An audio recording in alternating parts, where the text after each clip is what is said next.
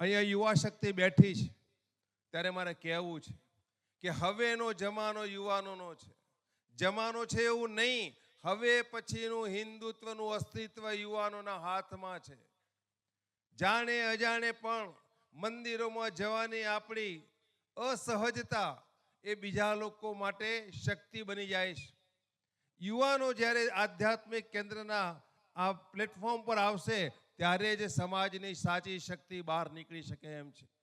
અને એટલા જ માટે યુવાનોને જે ગમે છે એવી પ્રવૃત્તિ સમાજ કરે અને સમાજ એ જ યુવાનોને સમાજની અંદર આકર્ષિત કરી અને આ સમાજની ડોર એ યુવાનોને સોંપે. વિશ્વ ઉમિયા ધામની અંદર અતુલભાઈ અમે વિશ્વની બિગેસ્ટ સોશિયલ ક્રિકેટ ટુર્નામેન્ટનું આયોજન કર્યું.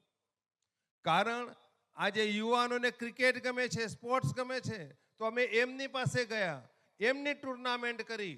320 ટીમો એક મહિનાની અંદર ક્રિકેટ રમી અને એની ફાઇનલ મેચ દુબઈમાં રમાવાની છે.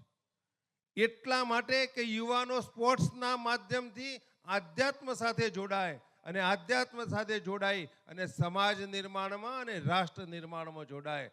આ પ્રકારનો અભિગમ જે પ્રમાણે અમે લીધો છે એવો જ અભિગમ આ સંસ્થા દ્વારા લેવાતો જ હશે. છતાં પણ યુવાનોને મારી નમ્ર વિનંતી છે કે હવે સાયલન્ટ ના રહેતા, તમારી શક્તિઓ બહાર કાઢજો. કારણ સમાજને જરૂર છે, સનાતનને જરૂર છે. સનાતન શબ્દની વાતો બધા કરીએ, પેપરમાં વાંચીએ, બાંગ્લાદેશમાં બનતી ઘટનાઓ વિશે ચિંતિત થઈએ, દુઃખી થઈએ, 4 જણને કહીએ, પણ તમે ને મેં શું કર્યું એનો હિસાબ ક્યારે ન કરીએ. શક્તિ ભગવાને તમને ને મને ને વિજયભાઈને બધાને આપીશ. એ જ શક્તિ જે તમારામાં છે એ શક્તિ લઈને સમાજને સંગઠિત કરી તો આપણે બધાએ સંગઠિત થવું પડશે.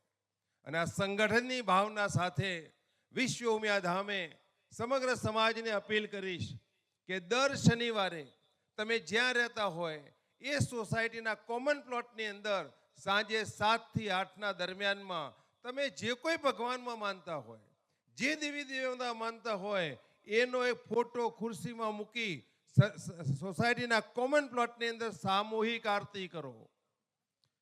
દર શનિવારે સાંજે 7 થી 8માં સામૂહિક આરતી સોસાયટીના કોમન પ્લોટમાં. એટલા માટે કે એ સંગઠનની શક્તિ એ હિન્દુત્વની શક્તિ બનશે અને એ જ આવનારા સમયની અંદર આપણને બચાવશે. કારણ કે આ કોમ્યુનિકેશન સિસ્ટમ છે કે દર શનિવારે મળવું, એકઠા થવું, આરતી કરવી, ભગવાનને યાદ કરવા અને સમાજની ચિંતા કરવી, આ એક કોમ્યુનિકેશન સિસ્ટમ છે. અને આ સિસ્ટમ જો આપણે અપનાવીશું ચોક્કસ સનાતનને બચાવી શકીશું. આટલી મારી વાત સાથે